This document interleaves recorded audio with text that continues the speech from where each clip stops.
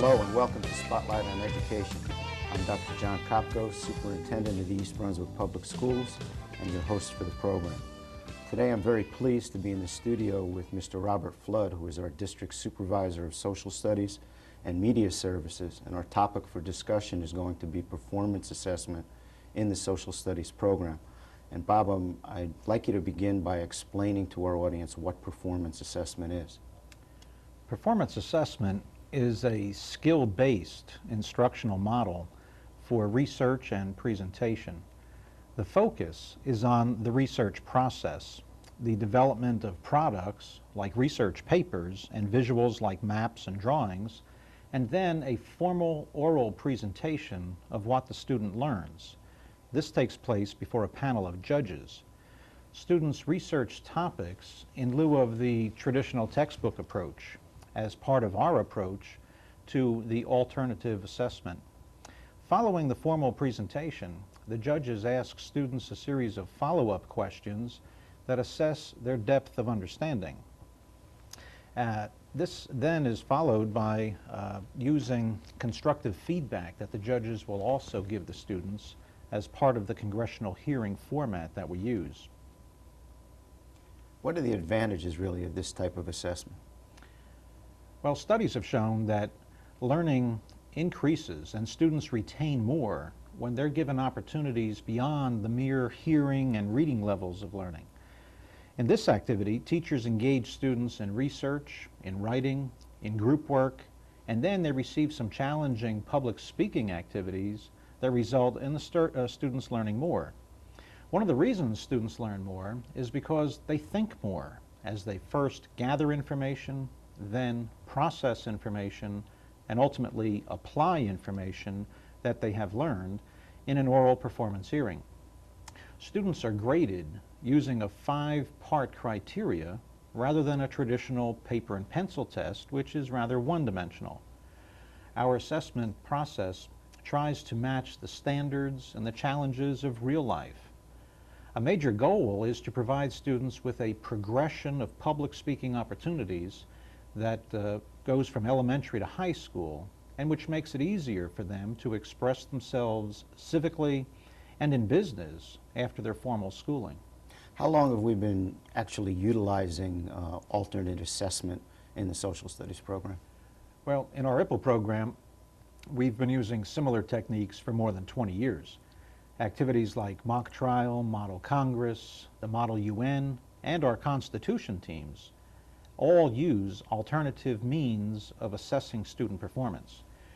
Also, in the early 1970s at Hammarskjöld School, several of my colleagues and I developed a model Congress in which we moved legislation from one classroom to another using simulated houses of Congress, including an elected president and a Supreme Court.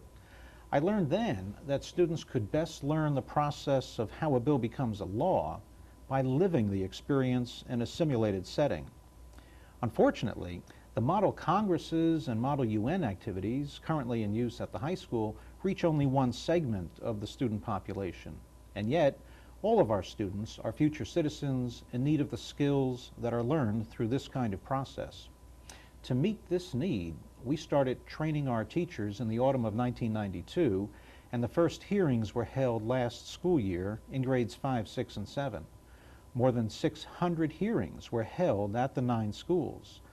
This year, we extended the program into grades 8, 9, 10, 11, and 12. And this year, there will be more than 1,200 hearings district-wide. That's very, very impressive. Does the format vary according to grade level? The format does vary now, and it will vary even more in the future.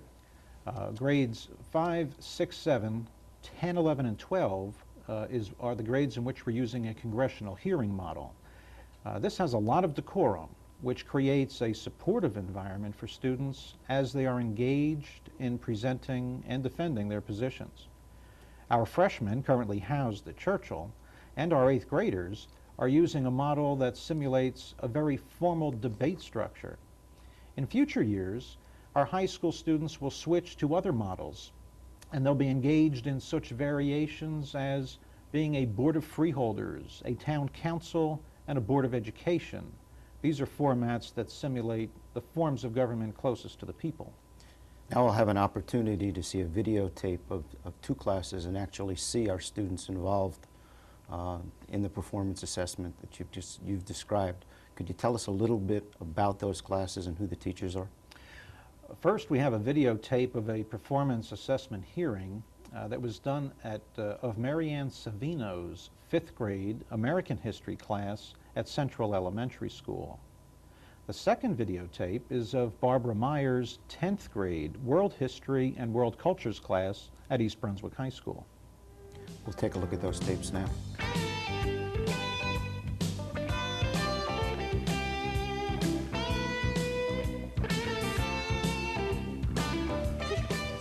I would like to introduce you to the southwestern region of the United States.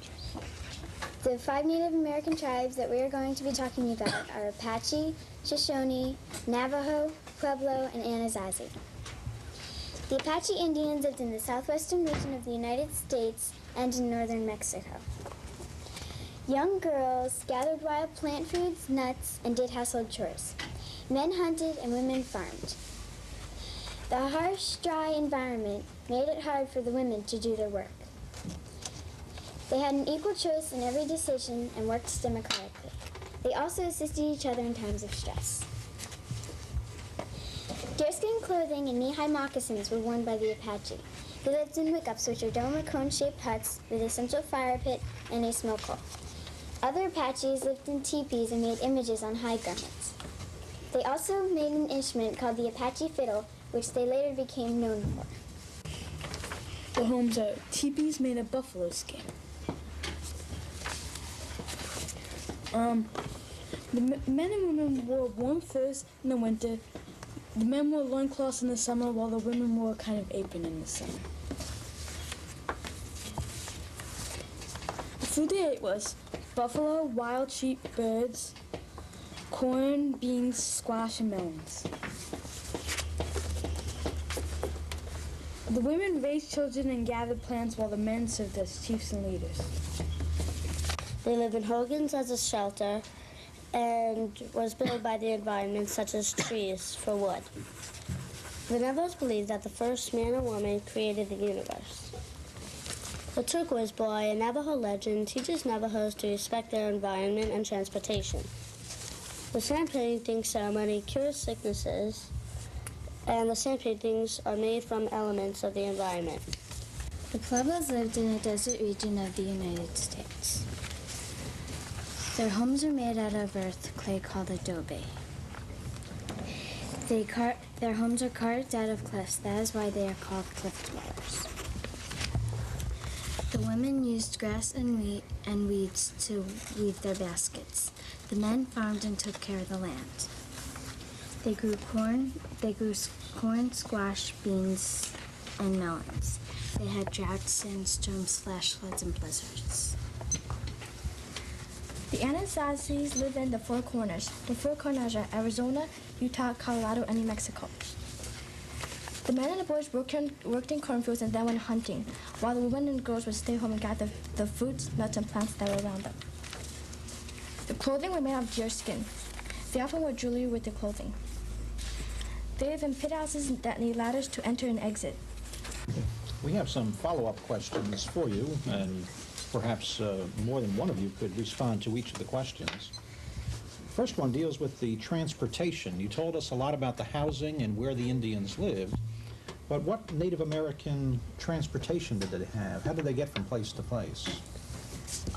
They walked because some of the land was very rough, so they had to walk to places. They used horses, and they also walked. My tribe used horses and also walked too. Yeah, same thing with my tribe. And mine. Okay, thank you. Some of you mentioned briefly about an Indian legend. Can any of you give more detail of any of your stories or legends? My legend was told in the counseling because it reminded people that from a distance it may look good, but if it was treated unwisely, it may hurt you. My story was about just these little people and what they can do. Even though they were little, they could still do things. Did they make dolls to represent them? Yeah. My tribe, the story of creation, told how each world could be different. Could any one of you tell me what a typical day would have been for your particular Indian tribe? I would have Brian? woken up early and helped the men hunt for food. I would have woke up and helped my dad take care of the land. I will wake up early, and then wake up my sister and everybody, and help my mom make the food, and then at night I would be with meet in the kivas, and the chief would tell us stories. I would wake up and help my dad hunt and everything when I got up in the morning. Well, I would probably wake up early and help my mom with the chores and go out and gather berries. And most probably before I went to bed, I would listen to some of the stories of the older people in my tribe. What I'd like to do now is give you some feedback. The first comment I'd like to make is that during the follow-up questions, one of the things I was really impressed with was that when we asked a question, no matter what the question was, several of you responded to that question. And in fact, in some instances, you built upon what someone said previously. Usually you didn't repeat what was said. Usually you tended to add something new to that. Specifically, I was pleased by the fact that, Jill, when you were talking, I thought you gave a very clear introduction at the very beginning. It set a good tone for what followed. A recommendation I would make to you, you had an excellent map. I'd like to see that again. The map that you had, you held it up and then you put it down a little too quickly for me, but I would love to see you hold that up a little bit longer when you're giving the presentation, because you put an awful lot of time into that. That's extremely well done, and the judges would like to see something like that. Jesse, I thought you did a real good job of pointing to things on the graphics that you had. And Brian, I enjoyed the response you made about the sand paintings and how the Native Americans, the Navajos that is, related to the environment. You also tended to build on what other people said. You really helped out the group with your follow-up responses. And Jamie, I thought that you had a well-paced use of those graphics. You were very slow and deliberate as you presented the information to us. That was very well done. And Grace, for you, a lot of things. I enjoyed the fact that you had very clear graphics. Once again, you could probably spend a little more time holding those up. They were very large and very clear to us. Your responses to the follow-up questions were also a big help to your group. Mrs. Swerk? I really felt that you were all very well prepared. You used your visuals in general very nicely. You held them up and pointed to the facts so we could follow as you were giving your information. I liked each one of you explaining your division of labor between what the men and the women and also the children did in a typical day. You answered, for instance, the question to going back in time, whether you'd prefer going back or not, and you had the courage to have a difference of opinion. Whether one person said no, he didn't think that he would want to. You also had all good responses to showing how the environment was used, that every part of the animal, for instance, was used, and that we should today probably take a cue from what the Native Americans did in the past. You showed poise. You were very calm in your presentation, and I think that really is a reflection of the fact that you were so well prepared. You came across very, very well. You should be proud of yourself. Well, I just would like to reiterate what Mr. Flood said and Mrs. Swerk said. I thought that, Jill, you set the tone for the whole team. You were very composed and calm, and your visuals were extremely well done, as were all of your visuals. And each one of you knew your material. You presented your material in a very clear and concise manner. And I liked the team effort, whereby one person built their response on another person's response, which was very good. It was all interrelated, and I just want to commend you on a great job. You did a wonderful job. Very proud of you. Often, there are a variety of opinions within a group. This is true in the Balkan Peninsula, where the people must put aside their differences in order to survive. However, the ethnic groups are constantly clashing with each other due to cultural distinctions which every member possesses. After World War I, the victors divided the land into new states and set boundaries with little regard for the inhabitants. People of diverse backgrounds were thrown together in one country. Included are the Slovenes, Croats, Serbs, Bulgars, Greeks, and Turks. Amongst these vastly different people, there are three main religions: Orthodoxy, Islam, and Roman Catholicism, as well as other minor ones. Perhaps the most significant aspect of their lives is religion, yet it has caused so much hatred among those who were once closely related. The Slavic Croats were converted by the Roman Catholic West, while the Serbs took the Eastern Greek Orthodox form of Christianity. In the mid-1400s, Bosnia was controlled by the Ottoman Empire. Because of many religious conflicts, the Ottomans quickly began to lose control. At the Congress of Berlin, Austria-Hungary received occupation of Bosnia and Herzegovina. There was a lot of tension between Bosnian Serbs and Austrians. The Serbs were very unhappy under Austrian rule. When the heir to the Austrian throne visited Sarajevo, he was murdered by a Serbian member of the Black Hand. At first, the murders did not leave a big impression in Vienna, but then journalists began to engage in verbal warfare, which caused riots to break out. Eventually, anti-Serb riots spread to Herzegovina and Croatia. In 1875, Austria-Hungary was given control of Bosnia and Herzegovina. Serbia wanted it because of ethnic similarities, but Austria-Hungary was determined to keep it because it feared Serbia's potential strength. The First Balkan War, which occurred in 1912, had Bulgaria, Greece, and Serbia join forces to attack the Turks and gain European territory. The Balkan War, which occurred in 1913, had Bulgaria attack Serbia and Greece, who in turn was defeated. The Balkan Wars were a source of great tension and apprehension, which spilled over onto World War I. On June 28, 1914, the Archduke Franz Ferdinand of the Austro-Hungarian Empire was assassinated by Princip, a member of the Black Hand. Ferdinand wanted to create a third Slav state equal to that of Austria-Hungary. The biggest conflict of ethnicity was between the Serbs and Croats, and because political and military lines were entangled, the results of this conflict were death, suffering, and destruction. As a result, a Serb-Croat agreement was signed, but it failed to stop internal disagreement. The next problem that faced the Balkans was Germany, which wanted them to sign the Tripartite Pact. After pressure by the Germans, Yugoslavia finally gave in. This angered the Yugoslavian people, so they overthrew their leaders, which caused an invasion of Axis powers into Yugoslavia. The country was filled with tension between ethnic groups, and there was resentment that Serbians dominated the country.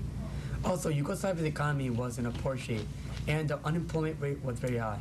But during Tito's regime, he was able to solve most of the country's problems. Tito's leadership brought about changes in Yugoslavia. With him, he brought a new form of government called the social democracy. With Tito's supervision, this new government was able to give citizens more rights and equalize the diverse ethnic groups so none will be dominant than the other. Although the U.S., United Nations, National Alliance Treaty Organization, and the European countries proclaim that they are appalled at the atrocities being committed by the Serbs, their actions have not proven this. They have sent very few troops, although they admit to seeing no other way to end the war. In addition, they refuse to lift an arms embargo, which prohibits the sending of arms to the virtually defenseless Bosnians. In a futile attempt to savage lands and save lives, safe areas have been established. The Serbs have been warned by the UN to stay away, but they have repeatedly continued to attack them. Although this is in clear violation of UN demands, little to no military action has taken place. Until definitive action is enacted, the Bosnians and Croats will continue to be murdered. The US, UN, NATO, and European countries must intercede, or they will be in part responsible for the death of a race. This question is directed at Debbie. You mentioned quite a bit about the conflict between Bosnia and Serbia, and Western role is basically insignificant. If you had the opportunity to resolve this problem, how would you go about it? Either using the U.S. influence or perhaps the United Nations. How better could they serve that country? In my personal opinion, I think, first of all, the arms embargo could be lifted. I don't see any reason. The justification for the arms embargo is that there will be more bloodshed, but I don't think there's anything moral or right about leaving a people defenseless. In addition, I think there can be more pressure from the Western nations on the Serbs to end the war. Right now, currently, UN peacekeepers are being held hostage, and little military action is taking place. Okay, this question could be for anyone in the group. You're talking about ethnic unrest. Has there been a time period, as you've studied throughout the elements in here, where there hasn't been a problem between ethnic groups in the Balkans? When Tito came into power, he was strong enough to keep all there's like a lot of ethnic groups that live in Yugoslavia. So when he came into power, he was able to keep them in check and keep them equal, so none will be fighting. There's always been ethnic unrest between the two nationalities because they have different backgrounds where they come from, and they have different ideas on how to go about achieving it. The Serbs want power, and the Muslims want it too, so they should be able to reach a compromise, but they have never been able to do that, so there's always been ethnic unrest. This is a little change of pace question, and it can be anyone in the group. Let's say, for example, if you had a choice to live under a government that was oppressive at times, however, maintained civil control and order, would you prefer that type of government or one that allowed greater freedom but could possibly lead to ethnic clashes? I think that I personally would rather live in the one with the government, because at least there is some order to what is going on. I mean, with what's going on now, how they have like no government who could solve this problem, the people are having wars, they're killing each other. But if you have a government that sets laws and that still gives you some freedoms at time, but knows to put down the laws, I think that the people would be able to live more in harmony. I personally agree with what Francine said, because it's so much easier living in a country where there's some order and there's some ruling over the disputes, because at least you have some order. Otherwise, when you're not living in a government that does not have any order over what's going on, there's no peace, there's no harmony, it's just total chaos, which nobody can live in. This question is geared for anyone in the group here. Under what circumstance do you think foreign nations have the right to intervene in the civil conflicts of another nation? I think that, as in the situation in Bosnia, if masses of people are being murdered and there seems to be no other way out for them, these people are defenseless right now, and without the help from the Western countries, there's no hope for them in the future. This greatly parallels the Holocaust in World War II, and 6 million Jews were murdered before anyone came in, and perhaps if the Western countries had not come in, the Jewish population would be totally extinct. I thought on the different areas we had to talk to you regarding delivery and understanding, reasoning and application, responsiveness to the questions, and participation. The latter three areas I thought were excellent. In fact, I rated you as high as we could. You understood the topics. You gave relevant supporting data. The knowledge of your facts, I thought, across the panel was excellent. And the participation. Everyone participated in equal manner, in my opinion. However, for every good, there's a little evil, so to speak. When you deliver the original 1-minute speech, try not to memorize as much of the material, because it tends to, as you go along speaking, you tend to get faster and faster and faster. And this is a totally normal situation.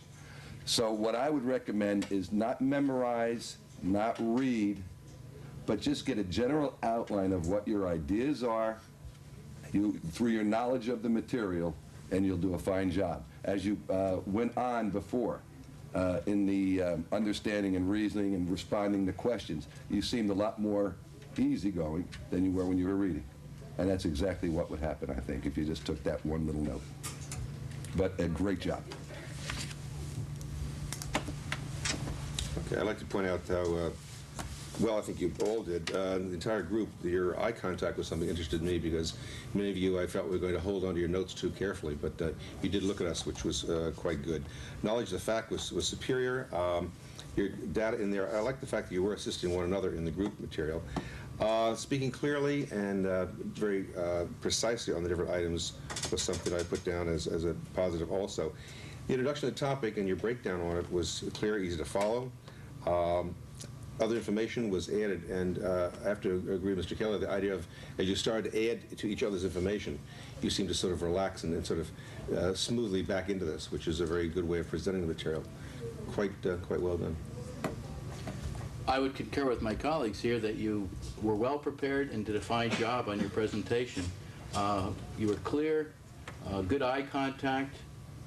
It's not easy to get in front of judges and present material that you've researched, and I'm sure that you're very knowledgeable of this material. You did an outstanding job, and each of you played off each other in responses to the questions. These are difficult topics, and there's no solution, there's no direct answer. It's something we're constantly being faced in the world today. So you guys did about as good a job as many of our political leaders out there, and I commend you for your knowledge and the support you've lent each other, and also your teacher who has prepared you up to this point. Fine job. Well, the students in both of those classes were certainly articulate and poised and knowledgeable, you know, about the subjects that they discussed. I certainly want to thank you and your entire staff for providing these kinds of opportunities for our students. Just watching their performance, you know, you have to take a great deal of pride in what's happening in the social studies department and in how well our students are achieving. Thank you. So thank you for being here today, Bob. To our audience, I'd like to thank you for watching and hope you'll be back with us again next month when our guest will be our supervisor of mathematics in the district, Dr. Beverly Finnegan.